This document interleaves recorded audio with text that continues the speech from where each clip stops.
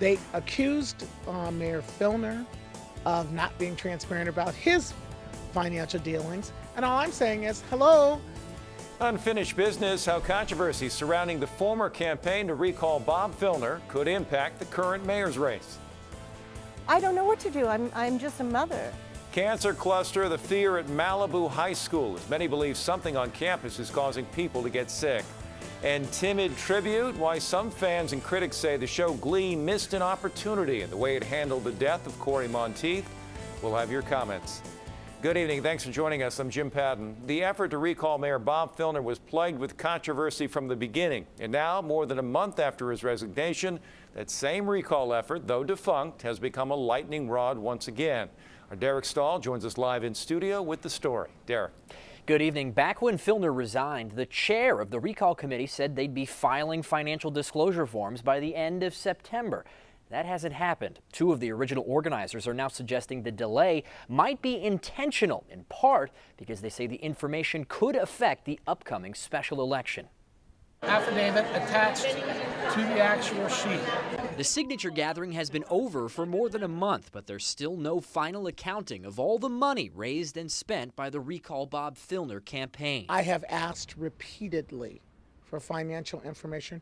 They have no intention of giving me financial information. Stamp Corbin is the co-chair of the Political Action Committee. He and another original organizer, Elisa Brent, wrote a letter demanding a full financial disclosure within 24 hours. Why would you not want to tell the people who contributed what their money went for and who benefited from it? Brent says the information needs to be released right away because the list of donors and consultants could impact the special election to replace Filner. This recall was set up to look like it was nonpartisan, but it was completely partisan. I was privy to some conversations that they probably wish I'd never heard, but I know that the Republican stronghold is behind the recall. The recall's treasurer tells me the campaign raised a little more than $90,000 and spent about $50,000, but declined to provide a full breakdown. There has been a delay because some of the people to whom refunds were sent have not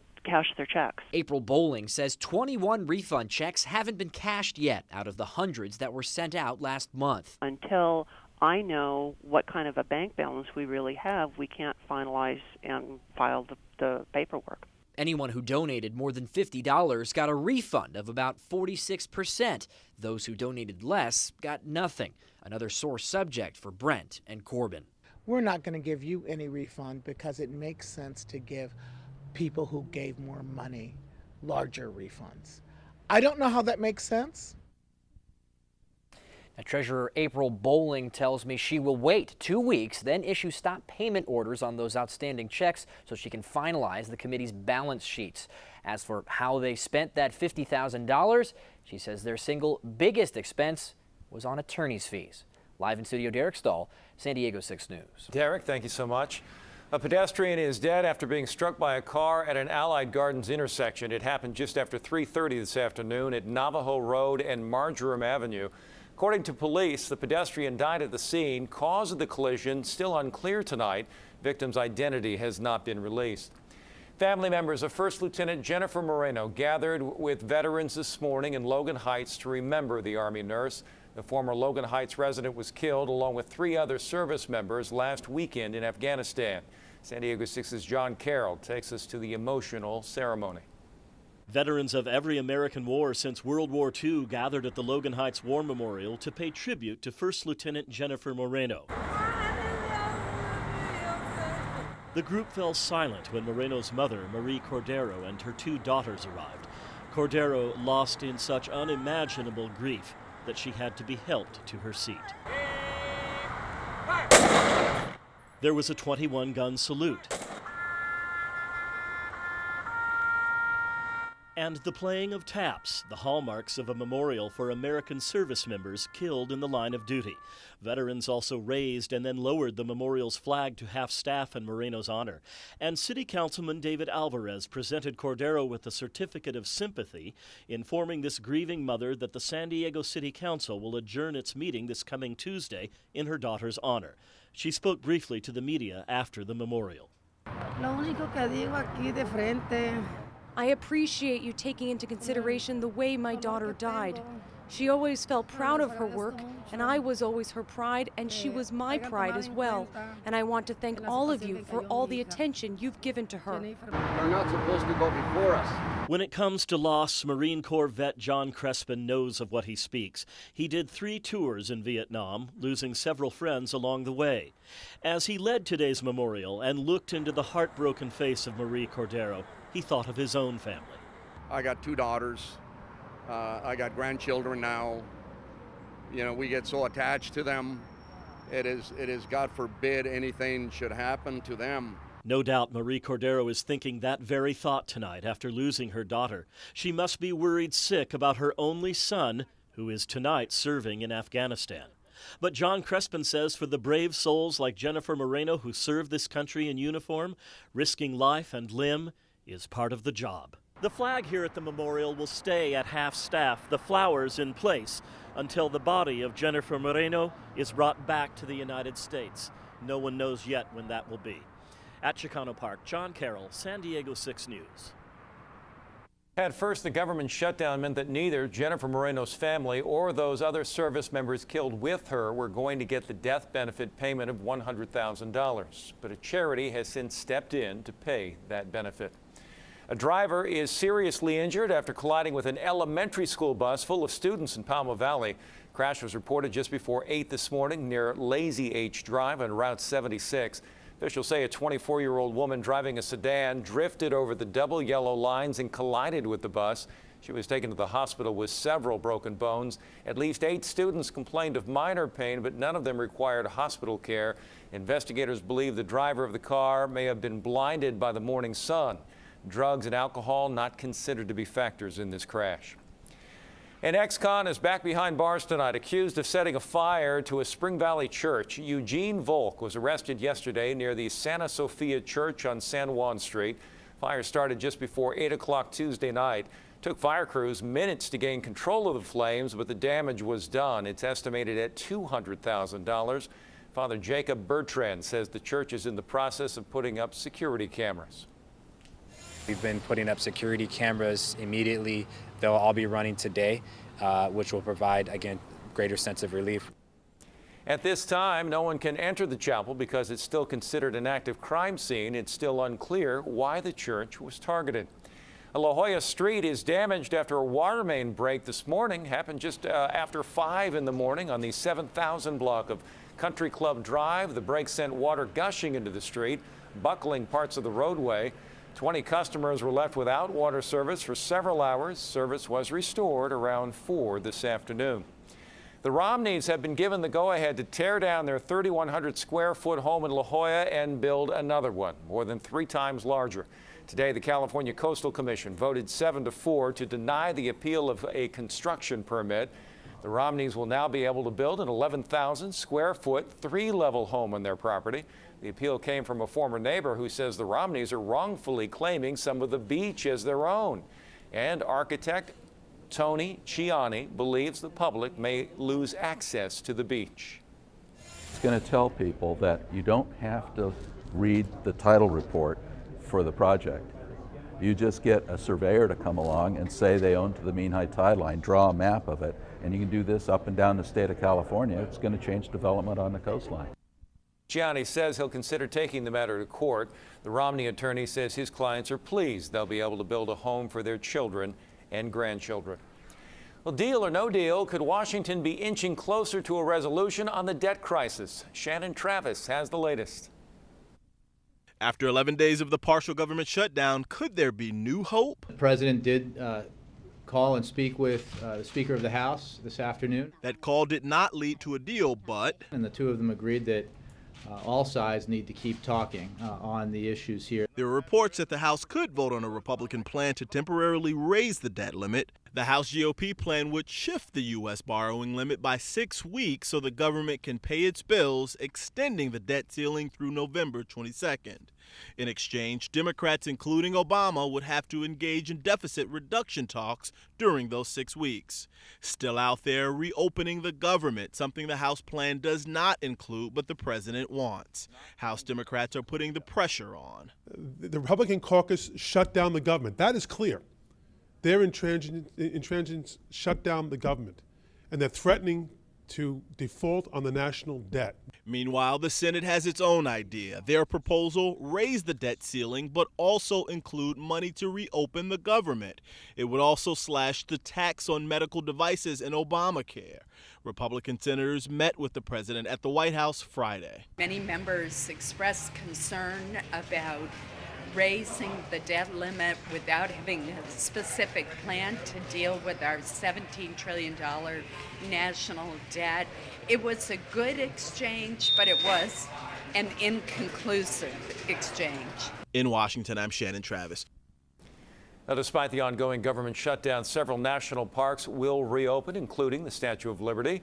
New York Governor Andrew Cuomo announced the state reached an agreement with the federal government to reopen the national park on Liberty Island. Under the new agreement, New York State will foot the roughly $61,000 per day bill to pay park personnel. Cuomo said the lack of tourist dollars during the 12-day shutdown has had a terrible impact on the local economy. Lady Liberty will be back in business this weekend. Parks in Utah and Colorado and the Grand Canyon will also be reopening this weekend. Meteorologist Sabrina Fine standing by with a look at our weather. Hey, Sabrina. Hello, Jim. Hello to you at home. Today we saw plenty of sunshine. However, we are going to notice the clouds slowly beginning to increase over the weekend. You can already see them just off the coast there, trying to work their way back this morning, and then the marine layers is going to steadily increase for us as we head through the early half of next work week. 7 a.m. mostly cloudy skies and 59 degrees. By noon, only 69, still below average. 5 o'clock, 68 degrees. Winds only about 5 to 10 miles per hour. Coming up, we'll take a look at your city-by-city, hour-by-hour temperature forecast and when that marine layer is going to linger into the afternoon hours, and plus seasonal temperatures are on the horizon. We break it all down to you coming up in just a bit. Jim. All right, thank you so much, Sabrina. Trampled to death, a zookeeper charged and killed by an elephant. Tonight, officials are trying to figure out what set the animal off. And you might think twice about the post that you put on Facebook, the privacy changes coming to the social network. San Diego 6 News at 10. Zoo officials are trying to figure out what set off an elephant that charged and killed a zookeeper in Springfield, Missouri. Police say 62-year-old John Philip Bradford was in the Dickerson Park Zoo elephant enclosure with 2 other workers. They had come to feed Patience the elephant when she charged Bradford. The other 2 workers were unharmed. Police are still investigating all of the details, interviewing coworkers. It's an extremely sad time for all of the coworkers at the zoo and at the city. Police say the elephant has been at the zoo for 23 years with no previous problems. Bradford had worked there for more than 25 years. California is now the first state to ban lead bullets for all types of hunting. Governor Jerry Brown signed the ban into law despite objections from sporting groups. Proponents say it will protect condors and other wildlife that feed on gut piles left behind by hunters. Governor Brown also signed and vetoed 11 other gun control measures. A bill that would have banned the sale of most semi-automatic rifles that accept detachable magazines was rejected. Well, if you work outside in the heat, the governor just signed a bill that will ensure you get to take a break to cool off. New law makes sure people who work outside in extreme heat are given cool-down periods during the workday. If employers do not provide a break, they must pay the employee for an additional hour of work every day the rest period is not provided. Lawmakers say the bill is intended to prevent illness, injury, and death among workers. Well, Facebook's privacy settings are about to change, and it might make you think twice about what you post on your timeline. The social network is getting rid of an old and sometimes glitch-prone privacy option that will now render every Facebook user searchable to any other user. The privacy setting, called Who Can Look Up Your Timeline by Name, let people hide their timelines from public view. Facebook says the setting gave members a false sense of security because users could still be found in other ways. Project Runway star Heidi Klum's latest design is being called dangerous by Consumer Reports.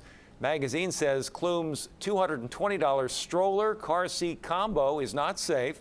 Product testers say the seat harness won't stay latched once the child is sitting in the seat. Consumer Reports says out of the more than 100 strollers that were tested, only that one was given a don't buy rating.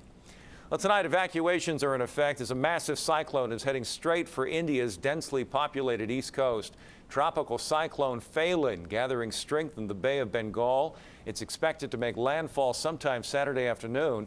Phelan has sustained winds of 155 miles per hour with gusts up to 190. The India Meteorological Department is warning Phelan is a very severe cyclone storm. The agency is urging the evacuation of coastal areas. And schools may have been canceled in India today to prepare for storms, but schools in the U.S. also being canceled due to the weather. Meteorologist Sabrina Fine explains. Hey, Sabrina. Yeah, an unusual situation. Schools canceled because it was just simply a gorgeous day in Columbus, Georgia. This happened at a Christian school. It turns out that the headmaster, he just said, you know what? I'm tired of shutting schools down simply for snow. I want you to go out, hang out, do something fun with your family. Can you imagine? What a great school to go to. I wish that was me back in school days. All right, for today, you could have canceled school as well. We saw plenty of sunshine, although temperatures were below normal today out over toward El Cajon, getting to 74 degrees. Picture perfect forecast for you, exactly what I had said. Currently, we are dealing with some clouds trying to work their way along the coastline, 65 degrees for you. Noticing our winds 3 miles per hour. They did gust today up to around 18. We could see that for tomorrow, but overall going for about 5 to 10 mile per hour winds for you.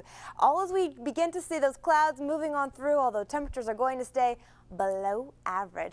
It's an association with this low pressure system. Remember yesterday I was talking to you about a cold front, but it did not have a punch to move down. This is it. Right now, it's stalled out and stationary over central California. But we, in fact, are still going to see our winds from it out of the west-northwest. So that's going to try to pull in some of that marine layer. Tomorrow, maybe lasting until about 8 a.m. Sunday, though, we could see it all the way to around 11 a.m. and more so on into our Monday. As a result, temperatures are really going to struggle to warm up. They should stay just slightly below average for you. In fact, your hour-by-hour temperature forecast starting you off tomorrow morning, it's going to be a cool one. Into the lower 60s along the coastline, but at least that beats the 50s like today. 58 degrees out over toward Santee, 59 also out over toward La Mesa. If you're headed out to the Encinitas Moonlight Beach Fest, you are going to see those cool temperatures in the morning. The clouds will then begin to fade away, and by 1 o'clock, temps, they're struggling. Only 68 degrees into Carlsbad inland areas, only about 72 degrees Santee, 70 for you into Poway, but at least you'll end up seeing some more sunshine and then taking a nice stroll on the beach into the afternoon and evening hours. At 7 o'clock, you'll see about 66 in San Diego, Chula Vista at around 63.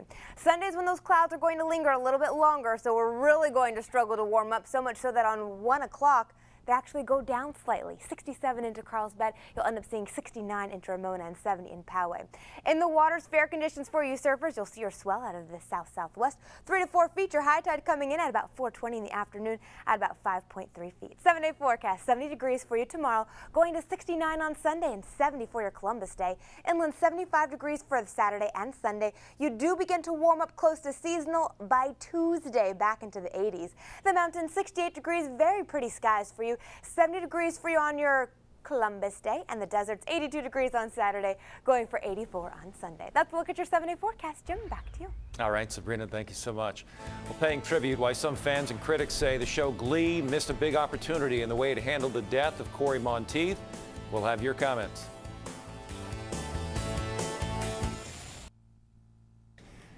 Well, after last night's tribute to late actor Cory Monteith, many Glee fans and critics are asking why one big question went unanswered. How did his character, Finn Hudson, die?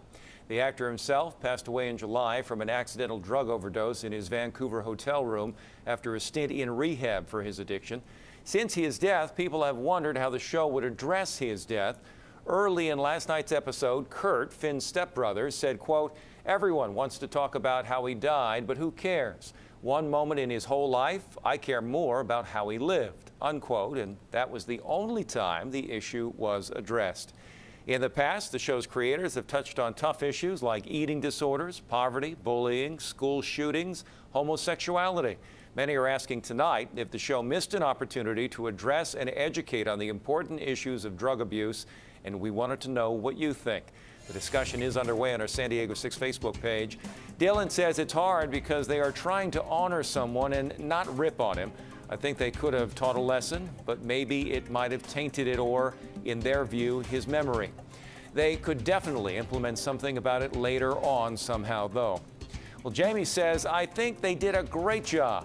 Why bring it up? It's a tribute. Maybe they can address it later in the season, but last night was about Corey and his character Finn. And you can chime in on our San Diego 6 Facebook page. From the news desk to the sales floor, the vehicle being promoted by America's favorite anchorman. But I'm the only one with the guts to tell you about the glove box. These are ads you won't want to dodge, as the world's most famous fictional anchorman has now become a real car salesman. Ron Burgundy has left his news desk for the Dodge showroom, where he's proudly pitching the new Durango SUV and promoting his next movie, Anchorman 2. Chrysler's chief marketing officer said some of these lines in the commercials are so incredibly memorable that he hoped they become as much a part of Anchorman culture. You stay classy, San Diego. I was reading they did more than 70 of these different spots, and that most of them are online, and almost all of them rely on Will Ferrell and his ad-libbing ability. Right, well, I heard that the marketing person had like zero marketing budget, and so he had to come up with something creative, and this way they were able to sort of do a trade by advertising for the movie. Just kind of set them loose. Right. And it worked for both of them. There you go. There you go. All right, taking a look at our temperatures, they have actually warmed up in the last 24 hours by about 4 degrees. This trend is going to slowly continue. It's going to take a while, though, to return to seasonal. We have all those details coming up for you in the next half hour. Also straight ahead, tragedy for NFL star Adrian Peterson. His 2-year-old son dies of apparent abuse, who police have arrested for the child's death. San Diego 6 News at 10. The young son of NFL star Adrian Peterson has died after police say he was severely beaten by his mother's boyfriend. South Dakota police, responding to a medical emergency, found the 2-year-old unresponsive on Wednesday night. The boy later died at a hospital. Medical examiners are now saying that he had some injuries that were consistent with abuse. Peterson was absent from the Vikings practice yesterday, but he returned today and spoke to reporters after practice. This is a private matter, and I'll ask y'all to please just respect my privacy and not ask at all about the situation at hand. Police arrested Joseph Patterson, whom they described as a boyfriend of the child's mother. He has already been charged with aggravated battery of a child and aggravated assault, and prosecutors say they are considering additional charges given the boy's death. Family of Junior Seau dealing with another tragedy tonight. Seau's youngest brother, Antonio, or Tony as many knew him, has died. Family confirmed that he passed away yesterday at a San Diego hospital. Last year, former Charger Junior Seau died of a self-inflicted gunshot wound at his Oceanside home. His brother Tony was a defensive tackle at El Camino High School in Oceanside and played defense at Palomar College in San Marcos. Cause of Tony's death has not officially been released, but friends and family posted on Twitter that Seau had a heart attack. He was just 36 years old. For the second time in a week, a smuggler's boat overloaded with migrants capsized near Italy as it made the perilous crossing from Africa to Europe. At least 27 people drowned, while 221 were rescued in a joint Italian-Maltese operation in the Canal of Sicily. Helicopters ferried the injured to Lampedusa, the Italian island that is the destination of choice for smugglers. It was off Lampedusa that a migrant ship from Libya capsized October 3rd. With some 500 on board, only 155 survived. A group that tracks migrant deaths says about 6,450 have died in the Canal of Sicily between 1994 and 2012. A huge haul for the U.S. Coast Guard. They seized more than $16 million worth of illegal drugs at sea off the coast of Colombia. Smugglers were busted on the water in something of a tag team effort between the Coast Guard and its international partners. The guard was alerted of shady activity on September 29th, but when they got to the boat in question, the suspects decided to ditch the drugs and speed off. Similar incident happened just 3 days later. In all, officials seized more than 2,100 pounds of marijuana and 420 kilos of cocaine. Well, the first biker has been indicted in connection with a brutal attack on an SUV driver in New York City last month. Robert Sims is one of 7 people charged in the September 29th attack, during which a driver was dragged from his SUV and beaten. After the grand jury hearing, Sims' lawyer said his client was not involved in the actual attack. If you were privy to the statement, you would see that the entire participation of my client was that he primarily assisted in Mr. Measy, the young man who got run over, whom we all seem to be forgetting, you know. We seem to be forgetting the fact that the SUV ran someone over. My client assisted him because the man was drowning in his own blood. The Manhattan District Attorney's Office did not release which charges Sims was indicted on. SUV driver allegedly attacked by the bikers suffered multiple non-life-threatening injuries, including 2 black eyes, cuts to his face, and abrasions to his back and shoulders. His wife and 2-year-old daughter were in the vehicle at the time. Neither was hurt. Well, fed up with the government shutdown? You are not alone. Apparently, a lot of Americans want to give Congress a piece of their mind. So they are flocking to a new website that lets visitors order a little payback for lawmakers in Washington. Jeannie Mose reports. If you're mad at Congress, you could hold a sign, maybe one saying, "Congress beware, when we're screwed, we multiply." Or you could try this. Hello? Hi. Is this government shutdown making you want to drink? It's a free service at the website drunkdialcongress.org. And let me tell you, when I drink, I like to tell people what's on my mind. You enter your number at the website. In a couple of seconds, the recorded drunk dialer calls you back. We're going to forward you to a member of the House of Representatives. Your call is then forwarded to a randomly chosen member of the House so you can give them a piece of your mind. Good morning, Representative Sutherland's office. Hi, I'm wondering, I'm calling from CNN. Have you guys been getting a bunch of weird calls? The Florida Republicans' office had no comment on Drunk Dial Congress. It was set up, they say, for fun by a digital tech company founded by a former Obama campaign staffer. And you're not going to make any money off this, are you? No, we're actually going to lose money off of it. On Thursday afternoon, the website apparently needed a drink. For a while, it stopped working, overwhelmed, just like Obamacare. If House Speaker John Boehner was overwhelmed, he wasn't showing it. Listen to how he answered a hypothetical question containing an if. If ands and buts were candy and nuts, every day be Christmas. Turns out this is one of the Speaker's favorite deflect the question rhymes. Here he is using it twice in different years. If ands and buts were candy and nuts. If that were the case, every day be Christmas. Ah, the joys of watching Anthony Weiner argue the shutdown on Fox. I'm the host, you're the guest. I get to do questions. What am I, a potted plant? Why do you always have patsies on? Fox apparently has much lower standards. I'd much have a job on Fox. Oh, ouch. Ooh. Want me to talk about low standards? You really want to go there? I'll go wherever you want. And look how low Florida Democrat Alan Grayson went, citing an actual public policy polling survey. What do you have a higher opinion of, Americans? Congress or toenail fungus? Congress, 41%, toenail fungus, 44%. Well, the two do have something in common. It is difficult to treat. Jeannie Mo, CNN. Sure makes me want to drink. New York. Did not need to see the quick shots of the toenail fungus. The prestigious Nobel Peace Prize was awarded to a watchdog group dedicated to wiping out chemical weapons worldwide. Nobel Committee has decided that the Nobel Peace Prize for 2013 is to be awarded to the Organization for the Prohibition of Chemical Weapons, OPCW, for its extensive work for eliminating chemical weapons. While the group is best known for its ongoing efforts in Syria, the committee said the prize was awarded for its, quote, long outstanding work Its inspectors have only just begun working in the active Syrian war zone. Their mission is to eliminate all chemical weapons there by 2014. The OPCW is based in the Netherlands and was founded by international treaty in 1997.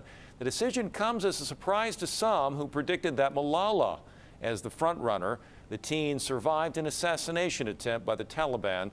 She would have been the prize's youngest ever recipient. Well, good news for the Romney family. The San Diego Coastal Commission approved a major construction project for the political family at their La Jolla home. Our San Diego 6's Perrette Godwin has more. Thanks to the California Coastal Commission, Mitt and Ann Romney have permission to demolish their single-story 3,100 square foot oceanfront home in La Jolla. In its place, they'll build a 3-level, 11,000 square foot mansion. My clients are very pleased. It's been a very long process. They're looking forward to building a home where they can have their children and their grandchildren out to visit during the summer, so they're very pleased at this result. The Coastal Commission's vote denying the appeal of the construction permit was 7-4 Friday. Architect Tony Ciani, who once lived across from the Romney home, wanted the construction halted. He says the Romneys are wrongfully claiming the beach as part of their property and worries public access to the beach will be limited. What this is going to do is it's going to tell people that you don't have to read the title report for the project. You just get a surveyor to come along and say they own to the mean high tide line, draw a map of it, and you can do this up and down the state of California. It's going to change development on the coastline. Most of the commissioners disagreed with Ciani's assessment of the situation. He may consider taking the matter to court. I'll have to think about it. We're not afraid of Mr. Ciani. We're not sure what his motivations are because he's obviously designed and built much bigger homes, much closer to the ocean. That really impose over the beach. But Ciani says those homes were remodels, not new construction. Perrette Godwin, San Diego 6 News. The Vatican has issued a recall for thousands of commemorative coins after someone misspelled Jesus. The papal medals show an image of Pope Francis on one side, while the other side of the coin has an inspirational message. Somehow, the word Jesus was spelled with an L instead of a J. The Italian state mint made 6,000 papal medals to honor Pope Francis's papacy. The mistake was discovered after the coins went on sale. Craving fries but not the calories? Burger King has you covered when the chain will be giving out their new Satis fries for free. And could a school be making people sick? Why parents and students at Malibu High School are very concerned. Good evening, meteorologist Sabrina Fine. For the most part today, we've seen plenty of sunshine, a few clouds trying to work their way on shore. Coming up, we'll tell you when those clouds will affect our temperatures. Jim? And safe from a blackout, at least for now. How many tickets the Bolts have to sell by tomorrow afternoon in order for you to see Monday night's game against the Colts on TV?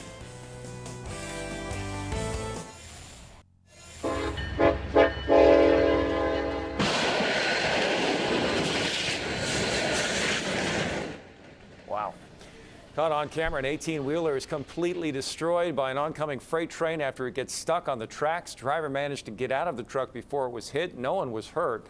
The truck got stuck after it bottomed out in its load, and it couldn't get off the tracks. An amateur photographer saw the train coming, and he took out his camera. Large number of teachers at Malibu High School say their school is making them sick and causing an outbreak of cancers. Now parents are concerned for their kids. Miguel Marquez reports. This morning, concern and confusion at this California school. Parents speaking out. My kids are terrified, yes, absolutely. Fear after 20 teachers sent a letter saying something at the school was possibly making them sick. Their claim, 3 teachers diagnosed with thyroid cancer in the last 6 months, another with bladder cancer, and others complaining of migraines, mysterious rashes, hair loss, and asthma. 14-year-old Christian Pierce had a brain tumor when he was 6. Do you even want to come back to school? Not really. As long as I could stay away from school until this is done, I'll be happy, because I'm scared. He's clear of it now, but his family moved here for the healthy lifestyle. One of the reasons why we chose Malibu is because we're by the ocean, the air is fresher. Trouble in paradise, the district saying it doesn't know if the illnesses are coincidence or not. Nicholas Wiseman, a junior, has dealt with migraines, rashes, and asthma for years. Did you ever think it could be your school that could be causing all this? No. I thought it was the seasons like changing, like the weather changing. The family pulled out shrubs, even took out a wall for fear of mold. Anything and everything to determine the root of the problem. This comes as a shock to you, obviously. It's appalling. I mean, you think you're doing the right thing, and then you suddenly have this total self-doubt that you're not at all. This, the biggest problem for parents. Inadequate information, the school slow to react. I don't know what to do. I'm just a mother. For now, the school is closing one building, relocating students, and conducting a full environmental review. Miguel Marquez, CNN, Malibu, California. And tonight we can tell you the first classrooms tested for mold at Malibu High were normal as far as the results. The school district is bringing in another team of experts to look for possible connections between musty classrooms, pesticide-laden dirt, and the unusual number of cancers and other illnesses. Well, Burger King wants you to try their new lower-fat French fries for free. The fast food chain is giving away the so-called Satis fries Saturday and Sunday. Freebie only applies to the value-size fries, and there is a limit of 1 per customer. Burger King says the Satis fries have 20% fewer calories than regular BK fries.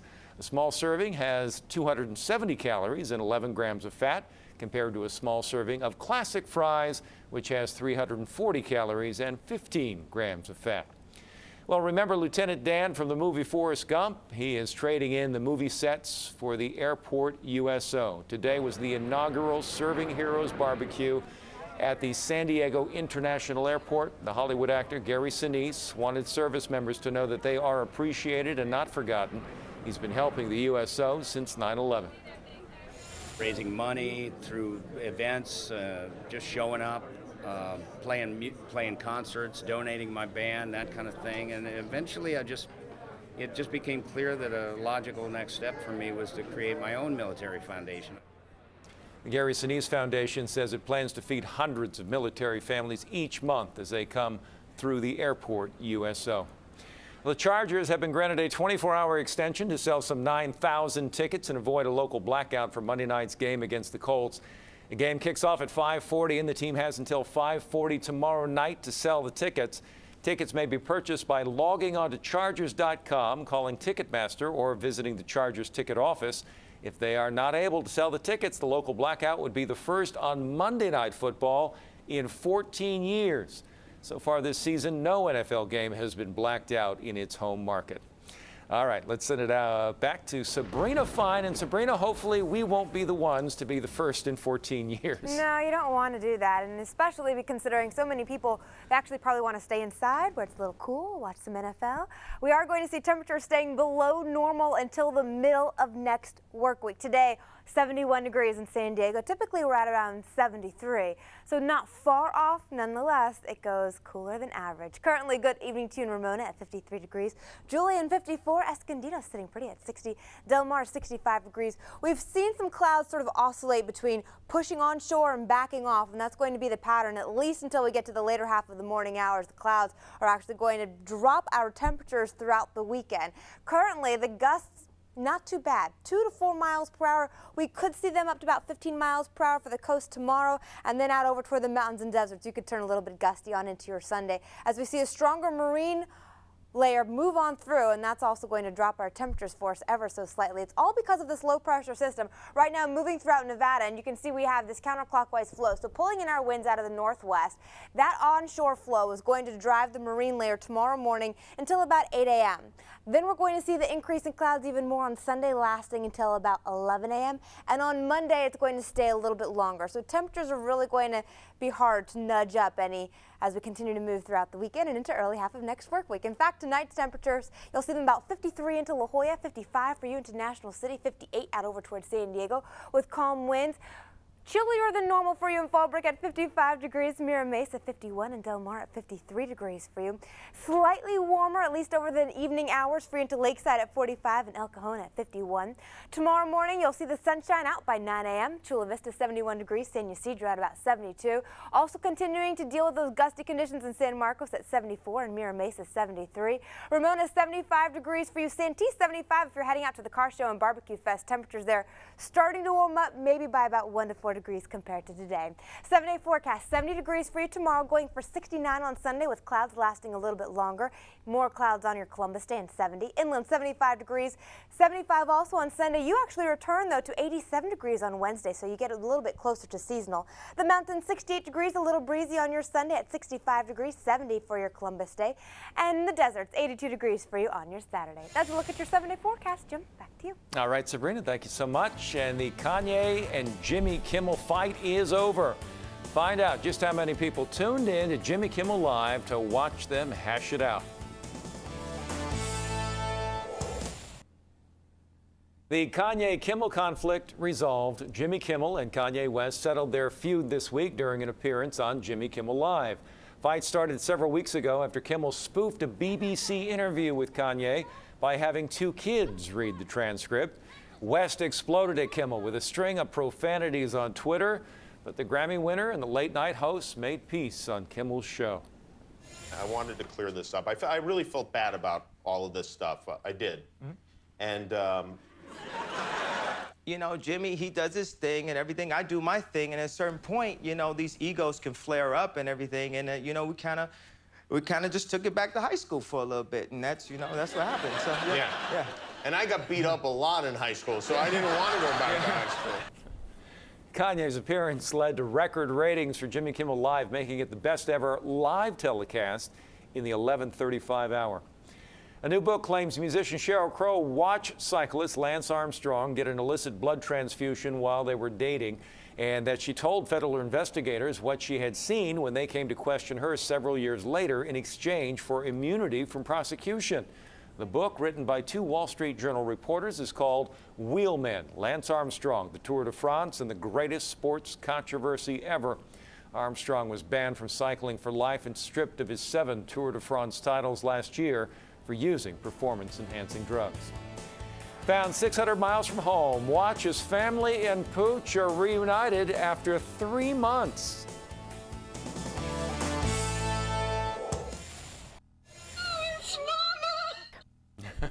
It's a happy reunion for this Missouri family as their beloved golden retriever, missing for 3 months, is returned. Honey went missing in July and was found thanks to a microchip. The family's vet called and told them they had found the dog 600 miles away in Georgia. The family drove 9 hours to reunite with their beloved puppy. So a big part of the story is either Honey learned how to drive or how did Honey get 600 miles away? Yeah. And to be gone for 3 months, like did someone take him, or did he actually like go on a road trip and was sort of homeless and just wandering around for so long? And do you think he knows his owner? I've had cats all my life. He knows his owners? Oh, yes. He does. And they also know, I think, like how to get back home. So he had to go fairly far away to get lost. Gotcha. Thank you so much for being with us. Have a great weekend, everybody. Bye-bye.